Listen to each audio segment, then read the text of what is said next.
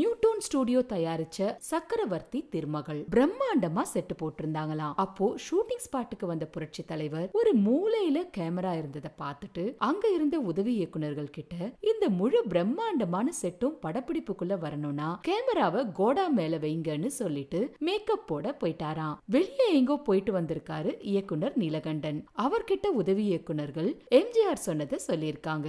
அவருக்கு ரொம்பவுமே சங்கடமா போயிடுச்சான். ஒரு இயக்குனரோட கோணத்துக்குள்ள எம்ஜிஆர் தலையிடுறாருன்னு நினைச்சாராம். உடனே கோபமா, நான் டைரக்டரா அவர் டைரக்டரா, இனி இந்த படத்தை நான் இயக்க போறதில்ல, எங்கேயாவது பிச்சை எடுத்து பிழைச்சுக்கிறேன்னு சொல்லிட்டு வெளியே போக தயாரானாராம். யூனிட்ல இருந்தவங்க நீலகண்டனை சமாதானப்படுத்துற வகையில எம்ஜிஆரோட படத்துல இருந்து நீங்க வெளியேறினா மத்த தயாரிப்பாளர்கள் வேற படங்களுக்கு ஒப்பந்தம் செய்ய யோசிப்பாங்கன்னு எச்சரிச்சிருக்காங்களாம். கொஞ்ச நேரத்துக்கு அப்புறமா ஏதோ மனசு மாறி எம்ஜிஆரோட அந்த படத்தை பொறுமையா இயக்கி முடிச்சிருக்காரு.